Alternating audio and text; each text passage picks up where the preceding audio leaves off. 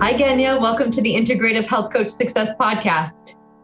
Hi, Julia. So great to be here. Thank you. Yes, we're excited to have you. I'm looking forward to you sharing your personal story with our listeners, offering the inspiration and kind of guidance that you have in that respect. So if we could, we'll dive in, and I would love for you to kind of share with the listeners what you're currently doing. So kind of what you currently do in the health and wellness space now, and then we're going to back it up and talk about your story, maybe what inspired you to get to where you are. Absolutely. So I am an integrative health practitioner.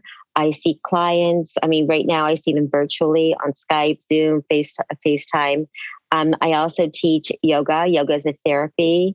I'm a cooking instructor. I also create tutorials online for healthy cooking, health benefits of certain foods. I'm based more like on Ayurveda cooking. So that's what I like to offer my clients and whoever else is out there watching. That's great. Okay, so let's kind of talk about how you got here. So even, back it up, I think we were initially talking, this started at an early age. So kind of walk us through your journey and tell us how that is a significance to where you got to. Okay. So ever since I was a little girl, I had eczema, like severe skin eczema. And skin became my obsession, trying to figure out my skin, trying to figure out ways I could heal my skin rashes without the cortisone creams. And I just relied on what the dermatologist told me, but it would go away, come back, go away, come back. And like I used to go to school with like white gloves on, plastic gloves, because they kept my hands moist. It got really, really bad. Then fast forward when I came to study in New York. I'm from Canada, so I came to study in New York, and I met macro. I was very much into the health scene, so I met a lot of people who studied and ate macrobiotics, and I changed my whole diet. And like I intensely studied the science behind macrobiotics and the foods, and I literally healed my skin without any conventional medicine. And my rashes went away. It was a lot of work, but it happened. And I'm like, there was so much truth to changing your lifestyle and health and wellness. And then I went to a program at Pepperdine University one summer, and it was with the Shape. Like I was really into all these health magazines, whatever. And Shape was my magazine. I haven't looked at Shape in years, but that was the magazine in the 80s. Mm-hmm. And I went to this program, and I'm like, that's it. I want to be a health teacher, an instructor. And I became a fitness instructor. I opened up my own gym, et cetera, et cetera. And that was just my life, and loved teaching, always loved teaching. So I just, as the years went on, I did more, fitness classes and cooking classes. I went to cooking school, Natural Gourmet in New York City, to learn how to cook and learn how to modify. I call myself a foodie modifier, modify recipes to be healthier. And so I just, offer that in schools and just wherever I am. That's just what I do. So it really brought me to a healthy lifestyle because of my skin. But in 2017, feeling great. And maybe I was a little bit chubbier. I was eating more, but never always felt great. I had my regular checkup at my OBGYN, had a pap smear, and they found a lump, a tumor on my left ovary. And the doctors got really concerned. Long story short, I had it checked out, and it was a cancerous tumor. And it's a pretty long story, but I try to stay calm. Thank God I have my tools to stay calm. And I actually had to calm the doctors down. I'm like, listen, I don't do chaos. I need calmness in my life. Let's figure this out. I decided on my own, I don't want to do anything radical right now. I had to figure this out mentally. Mm-hmm. And I went to Hippocrates in Florida, and I spent a lot of time there just to, again, revamp my diet, figure out mentally what I'm going to do with my health and wellness. And then once I was relaxed and I changed my whole diet once again. And the diet, this is interesting. The diet was a raw diet, completely raw. I follow the Ann Wigmore diet, which is amazing. But being my genetics, I cannot eat raw food. Like I need to cook my food. And therefore, even though I felt great, I lost weight, my tumor was not growing, I was not going to the bathroom. I was constipated. The raw food was not agreeing with me. So I decided that I need to cook my food, go more Ayurvedic. And I then decided I'm ready. I'm going to have a hysterectomy. So I had a hysterectomy. And then I'm like, that's it. I'm going to study everything about hormones. Now I really need to work on my hormones because my whole reproductive system is going to be taken out. Worked on it so hard. And I have to say that it's been amazing. I know with all my roller coasters of what I went through, it was amazing. Long story, but that's why I'm here. I decided that I wanted to move on with my health and wellness, share in gratitude what I've learned through my journey and share it with other people and let people know there's hope and there's ways to have an amazing lifestyle, even though you go through all these traumas. And I just took all my education to another level. I met someone at, it was the Deepak Chopra event with Sahara Rose, who I was also interviewed with Dr. Cabral. We were in the city and I met this lovely, lovely girl who happens to be an IHP graduate.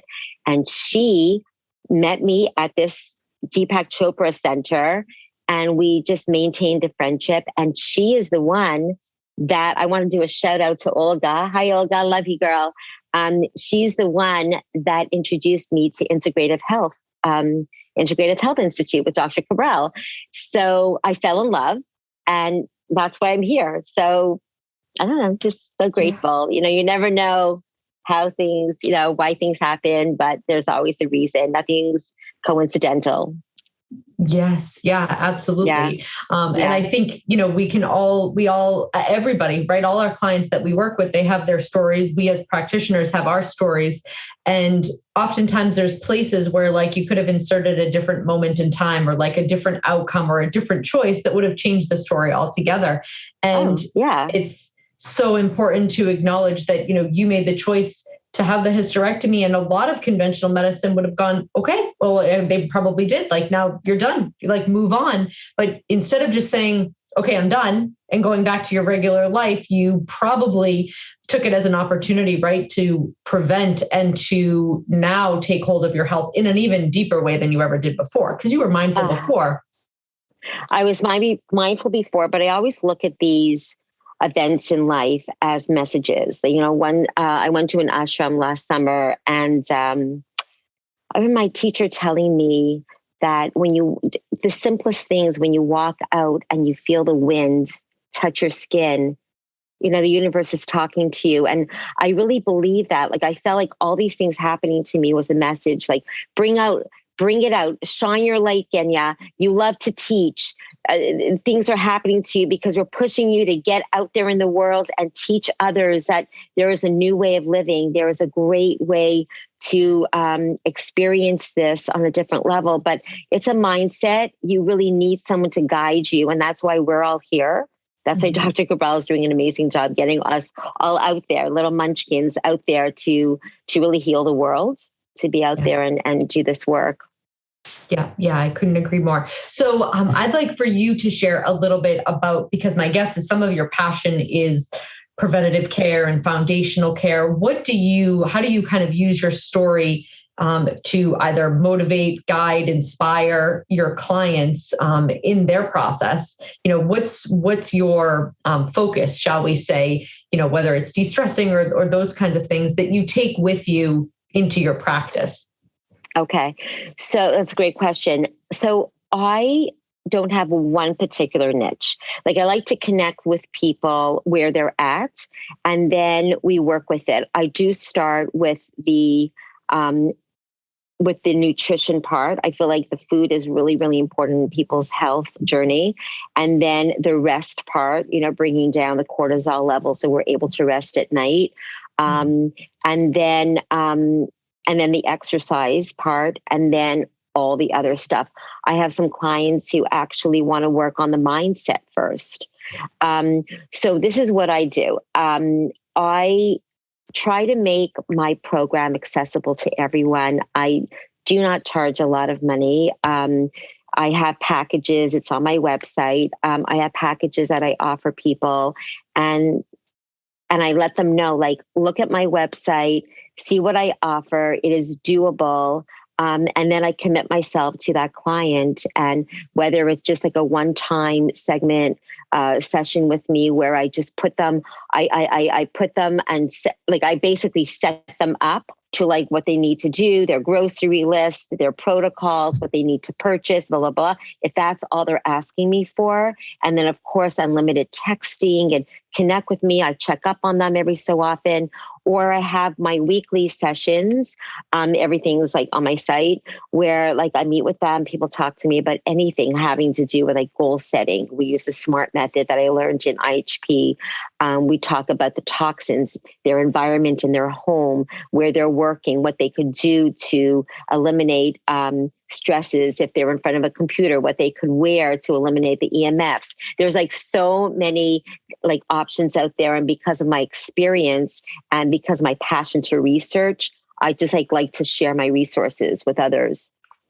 Yes. Yeah. And the accessibility part, I think that's so important because a lot of people hear, health coaches, any kind of like professional that they're going to hire to kind of handhold them through a process, whether it's personal trainer, people can see dollar signs when they think about hiring somebody to do all of that. And they might immediately think like, oh, can't afford to do that. And then they never even, research. But there are, options that do make it more accessible, but it sounds like that's a passion of yours because part of your passion is connecting with as many people as possible and teaching as many people as possible. That really is my calling. I love to share, and I'm able to share I'm able to do this work, and it's just give back time. I'm so grateful, and it's karma. It's a give and take in life. And in my yoga classes, I treat yoga, my yoga practice, as a therapy practice. And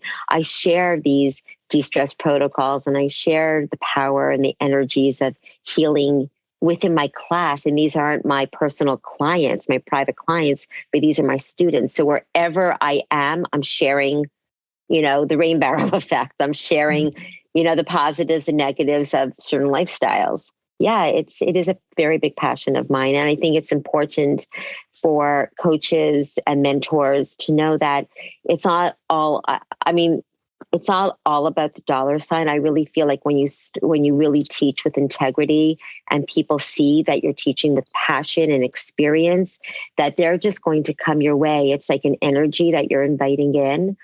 That's what happened with me. Like people are like, I speak my truth. I want to share the warmth, share the real deal. And then, it's like the gates open and the floods come in. It's just a beautiful thing. Yeah. Yes. Yeah. I did an interview actually just before this with a gentleman who we were talking about the same thing. I believe that the world is just we're just all living in an energetic force field, right? And like your energy outputs, and that's kind of what swings back to you, right? And we're all kind of in this just energetic design, and what we put out comes back. And it really can be, you can be in control that way, kind of holding yourself in the same place. Absolutely. And I also, feel like it's healing. When you help others, it's healing. And it's not like a selfish reason to help others, but like, as you said, we're in this together. Mm-hmm. And I know that when in 2007, March 19th, 2017, when I was told that I had this cancerous tumor on my ovary, I was grounded, but I did not know where to turn. So that feeling of vulnerability and just like, oh my gosh, who do I speak to first? You know, like I felt like I needed a support outside the conventional, like medical world. I had this one person that was able to connect me to someone else, that connected me to Hippocrates, that connected me. So it was like a ladder of like the creme de la creme. And I'm like, oh my gosh, I'm so grateful. Thank God. Now I need to give it to other people who are going through the same thing. Where do I turn? So I feel like I know the feeling. And I want someone to know and people to know that there are people out there that are willing to share and help you. So it's not so overwhelming when, you know, when stuff happens. Yes. Yeah. And it can be the littlest of diagnoses or the biggest. I think no matter what, because you were grounded in that situation, right? But somebody who's kind of half grounded might take the diagnosis of, fibromyalgia really, really poorly, right? Our reactions and our what we're kind of dealt can have different weights based on where we're at. And so even small things that somebody's totally unfamiliar with and has no idea what it could possibly mean, I think, you can serve them in the same exact way. It doesn't have to be, a huge diagnosis. No, it could be simple. And everyone's going through their own, whatever they're going through. And it's big in their own little world. But yeah, so I'm here to support them through that. Yes. Yeah. So if if people are listening and they're kind of hearing your story and they wonder what that was like to kind of go from where you were at to kind of where you're at now, do you have like a moment where there was like something huge that you overcame or something that you learned, like some sort of piece of advice or an obstacle that was overcome that you would want to share as far as like how you got from A to B with the listeners? Well, the big one is what I mentioned, being told that you have cancer to not having, so that was like a biggie. That was a biggie. Mm-hmm. And so I'm very proud of myself that it was consistent with my diet and my exercise. And that I will never, and I can tell you this, you're my witness, the whole audience is my witness. I will never let anything get me down. Mm-hmm. I just feel like, again, I have strong belief that things happen for a reason. Nobody should ever go through any trauma or tragedy, but life is life. Things happen. And if you live in gratitude, which I try to live every single day, the first thing I say when I open my eyes is, thank you so much for putting, my soul and body in place. And this is going to be the best day. That to me, every single day is like a big win-win.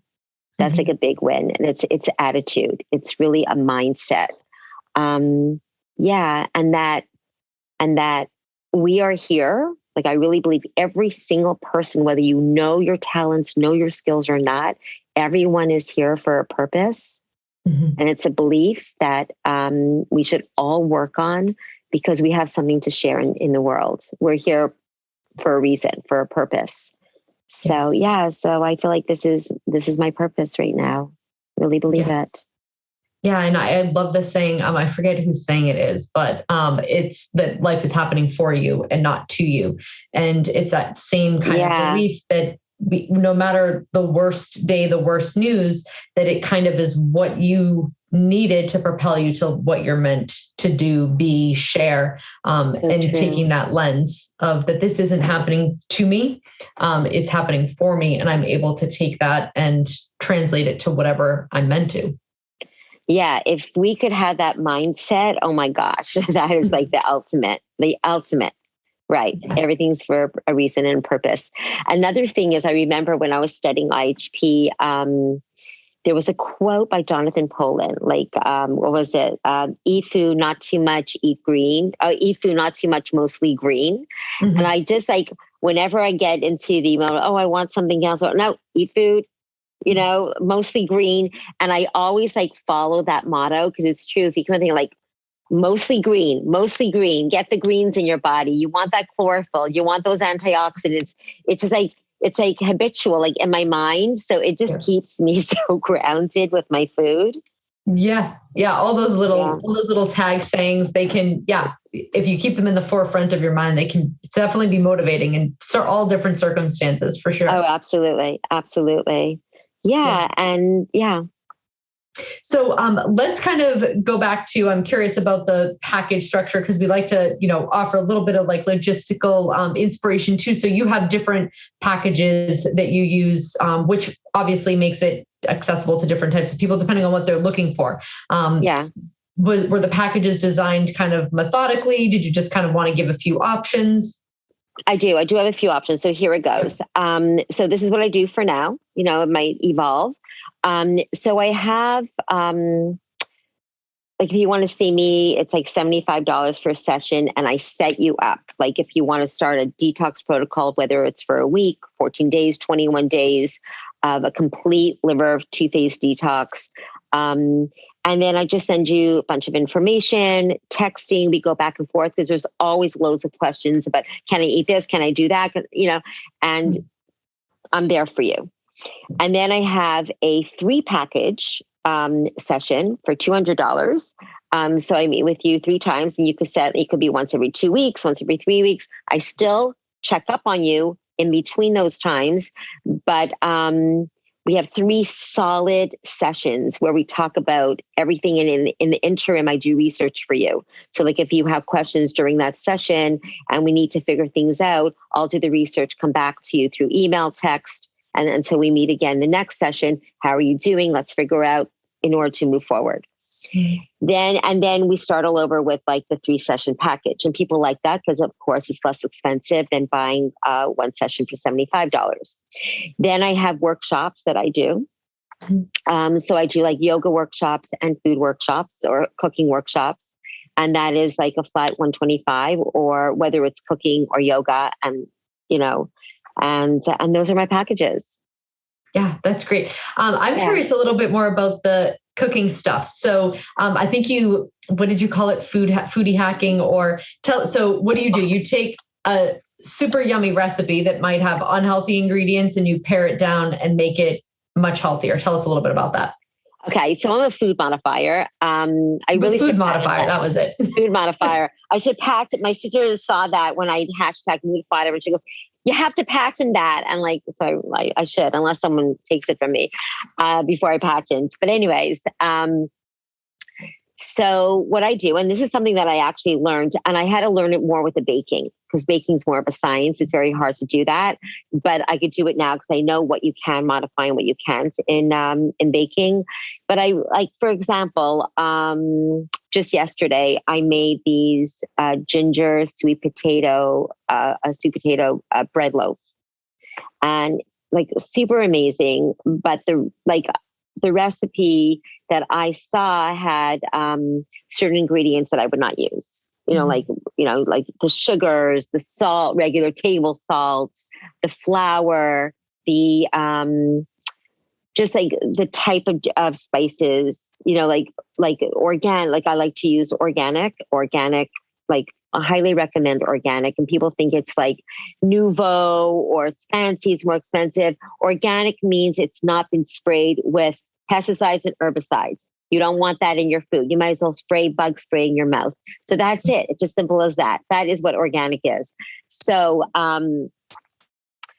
like I change, like it's usually the sugars, the flours, and eggs. So like yesterday, my dish was vegan. So there were no eggs. I like to substitute with flax meal. So I grind it, add water to it. I let it congeal. And that is what binds like a cake or a muffin or a bread. So those are the type of things I modify with baking, with cooking. Again, it's all, like the organic stuff, the sugars I use, the amounts. I always lessen certain things you could lessen. In baking, sometimes you can't because that would like change the recipe. So I'm sure there's other ingredients that I'm changing, but it's usually the dairy. I'm sure you're substituting dairy because that's the one that I find needs most substitution. Right. So I make this banana cake. Actually, the recipe comes from that famous bakery Flour in Boston. I know you're in Boston. Are you familiar with Flour? Yes, I am. Love her. I love this chef. She's like a really special chef. I love her recipes, and they're true recipes. Like, you're not going to make it and be disappointed. They're amazing. Mm-hmm. Although I don't use a lot of those ingredients. So there's a banana recipe in there that is amazing, amazing. If you guys want to try a banana recipe, go to the famous cookbook. It's called Flour. Anyway, so I use a non-dairy yogurt. It's actually a coconut yogurt, zero sugar, it's just yogurt. That is it, yogurt. And that's what I use for the buttermilk. I just actually you can use for buttermilk if the recipe either that particular non-dairy yogurt, or I'll use coconut milk or almond milk with some lemon, to create a thickening agent, and lemon or vinegar, which I don't like to use. If a recipe calls for vinegar, I do not use a regular grain vinegar. I'll use an umeboshi vinegar, which comes from a Japanese pickled plum. So it doesn't do what vinegar would do to the body, which is pull out calcium from the bones. The only time I would use vinegar is in my chicken or beef broth or bone marrow soups, because it will pull the calcium out of the bones into the broth, which I highly recommend. You don't see that very much in recipes, but that is what vinegar should be used for. That's why I'm a foodie modifier. Yeah. Instead of just, because I think people, again, this is just comes from lack of education and lack of having a coach. I think a lot of people who think okay, I'm going to start to eat healthy, but that means I can never have good banana bread again, or I can never have, all of the things that are their favorite quote unquote foods or things that bring them comfort. But there's so many different ways to modify, change recipes that, obviously baking, I hate baking for that very reason. I love taking a regular recipe and I just stick my finger and I'm it needs a little more of this. And I just add it, but I'm terrible at baking because I like to modify everything, but I don't know the science. So I don't do it. Right. No, I hear you. Whenever, I'm a very big soup. I love soup. I love eating soup. I love making, that's one of my favorite things to make is soups. And, every time I go to a restaurant and they have a cream soup, the first thing I say is there cream in there? Because it's a cream soup. Mm-hmm. So they say, actually, there's, what do they say? There's butter in it, or there's sour cream in it, or there's butter. There's something that's going to make it creamy. And I'm like, why don't you use oatmeal before you puree it, and just cook it with oatmeal, and it's going to puree as if there's cream in it. That's what I do. That's a trick. Guys out there, you want to make soup and you want to puree it and for it to be really thick, just put a quarter of a cup of round ground whole oats into the soup and then puree it, and it'll thicken the soup. So these are the little tricks we learned in cooking school, and they work. They're amazing. And and they're healthier. They're healthy. Yeah, they're healthy. Yep. So you can enjoy food. You can enjoy food. Last night I had a slice of my ginger sweet potato bread with a slather of butter, a slather of beautiful Irish Kerrygold butter. And it was, honestly, it was amazing. It was so delicious. Ginger, did you say it was ginger sweet potato? That sounds so good. Ginger sweet spicy, potato. But sweet. And it wasn't from the can. I literally baked a sweet potato, peeled it, mashed it, and put it into the batter. Yep. And if you're serving it, you would never know. It's I know Jessica, who's it? Jessica Seinfeld. She wrote the book Deceptively Delicious. And she also sneaks in all those greens or whatever, because her children would never eat it if they knew that there was a vegetable in a cake or a cookie. Mm-hmm. But let me tell you, no one would ever know there's sweet potato in my loaf. Oh, wow. Okay. I know. There you go. Good. So to that, do you share some of this stuff on social media? Where can people find you, website or social media or that kind of stuff? Yeah. So if you go into www.geniataub.com, my name, there's a few things going on in there. There's the protocols for health coaching with my packages in there. Just go to work with me. And then there's my recipes and blogs about food and the recipes. And then a whole bunch of other goodies on there. There's a bunch of stuff on there, the yoga stuff, and then my oils, and then my IHP products. And then coming up soon, I'm going to be having my Faster Way stuff. Because of Dr. Cabral, he inspired me to look into the Faster Way with Amanda Tress. Are you familiar? Yeah, he's on the board. He sits on the board. And so I'm going to be a coach for them very soon, working with them, and love their fitness program. So I love to share that with others as well. And so there's a lot of goodies on my site. Oh, that's great. Thank you so much for being on the Integrative Health Coach Success podcast. This was so fun to get to talk to you about your story and I love the food. You should definitely patent that, coin it, food modification, food modifier, and expert.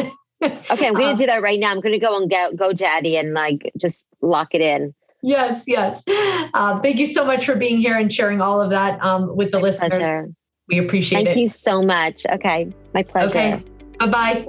Bye-bye.